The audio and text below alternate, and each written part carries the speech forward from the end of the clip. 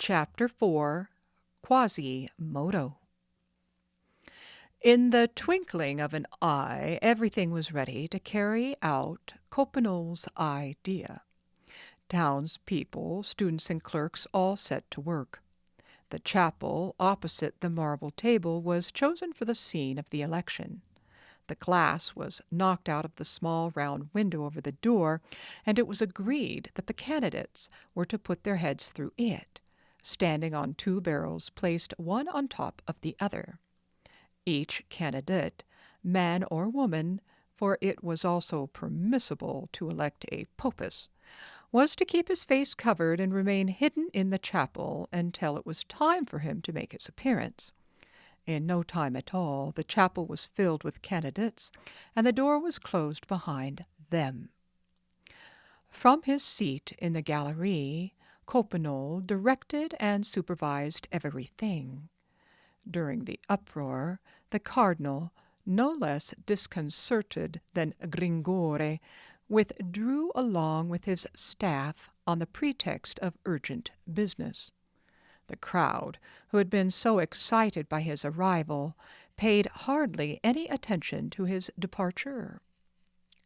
The first face which appeared at the window, with its red eyes, gaping mouth, and wrinkled forehead, brought forth such inextinguishable laughter that Homer would have taken those simple townspeople for immortal gods. The second face appeared, and a third, and another, and each time the laughter and joyous excitement redoubled. The crowd was seized with a kind of frenzied intoxication and fascination which is difficult to conceive of in our own day. Imagine a series of faces successively representing all geometrical forms, from the triangle to the trapezoid, from the cone to the polyhedron, every human expression, from anger to lasciviousness, every animal profile, from the snout to the beak, from the jowl to the muzzle.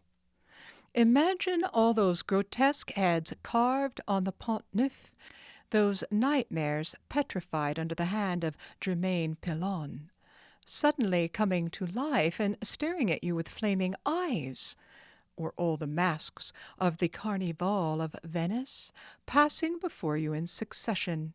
In short, a human kaleidoscope. Suddenly there was a thunderous burst of applause mingled with prodigious shouts of acclamation. The Pope of Fools had been elected. It was indeed a wondrous face which now appeared in the round window. After all those hexagonal, pentagonal, and heteroclete faces had passed in review without attaining the ideal of the grotesque which had been built up by the frenzied imagination of the crowd, nothing less than the sublimely monstrous face which now dazzled them could have obtained a unanimous vote of approval. Jacques Coppenol himself applauded, and Clopin Trillefeu, who had presented himself as a candidate, and God knows the intensity of ugliness his face was capable of attaining, acknowledged his defeat. We shall do likewise, and now attempt to give the reader an idea of that tetrahedron nose, that horseshoe mouth, that small left eye half hidden by a bristly red eyebrow, while the right eye disappeared entirely behind an enormous wart, those irregular teeth jagged here and there like the battlements of a fortress, that horny lip over which one of those teeth protruded like an elephant's tusk, that forked chin, and especially the expression spread all over this, that expression of mingled malice, amazement, and sadness. Let the reader imagine it if he can. The acclamation was unanimous. The crowd rushed into the chapel, and the new Pope of Fools was brought forth in triumph. But it was then that the surprise and admiration reached their height. What had been taken for a twisted grimace was actually his natural expression. In fact, his whole body might have been described as a twisted grimace. His huge head bristled with stiff red hair. Between his shoulders was an enormous hump which had a corresponding projection in front. His legs were so strangely made that they could touch only at the knees, like two sickles with their handles joined. His feet were immense, and his hands were monstrous.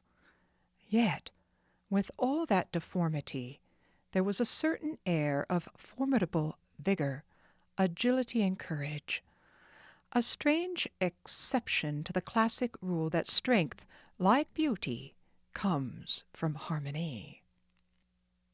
The new Pope of Fools looked like a giant who had been broken into pieces and haphazardly put back together again. When this cyclops-like creature appeared on the threshold of the chapel, motionless, squat, almost as broad as he was tall, and wearing a red and purple coat covered with little silver bells, the crowd recognized him immediately and cried out, "It's Quasimodo the bell-ringing! Quasimodo, the Hunchback of Notre Dame! One-eyed Quasimodo! Bow-legged Quasimodo! Hurrah! Hurrah!" It was obvious that the poor devil had a wide choice of nicknames. "Pregnant women had better look the other way," shouted the students. "And those who want to be pregnant, too," chimed in Jehan. Many of the women present actually did cover their faces. "What an ugly ape!" exclaimed one. "And he's as wicked as he is ugly," said another. "It must be the devil himself." "I have the misfortune to live near Notre Dame. Every night I hear him prowling around on the roof. With the cats, he casts spells on us through the chimney.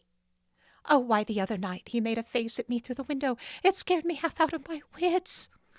I'm sure he goes to the witches' sabbaths. One night he left a broom on my roof. What a hideous hunchback!" The men, on the other hand, were delighted and applauded enthusiastically. Quasimodo, the cause of all the turmoil, stood gloomy and grave in the doorway of the chapel and let himself be admired. A student came too close to him and laughed "ha!" in his face.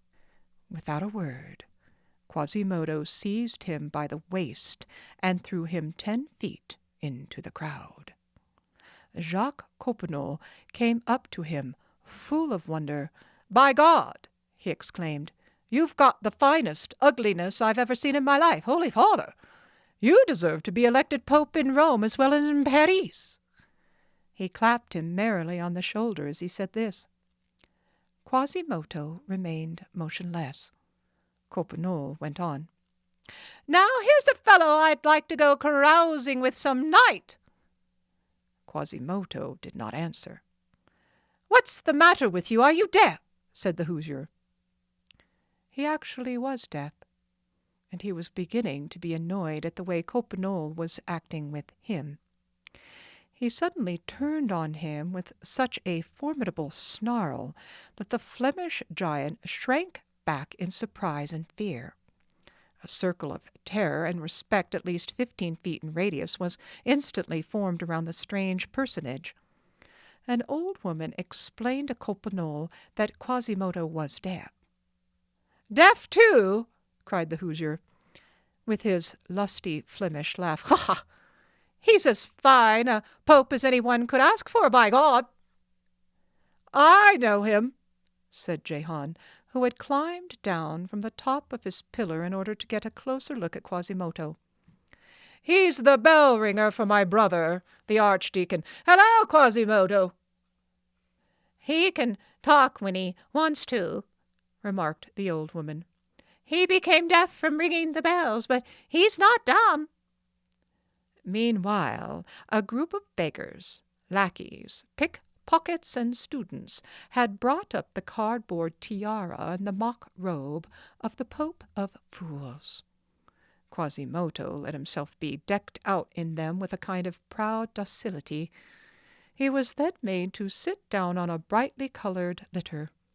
12 officers of the Brotherhood of Fools lifted it to their shoulders.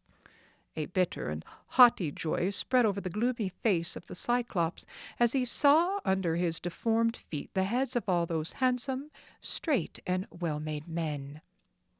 Then the ragged, screaming procession began to move, preparing to make the customary tour of the inside galleries of the Palace of Justice before parading through the streets.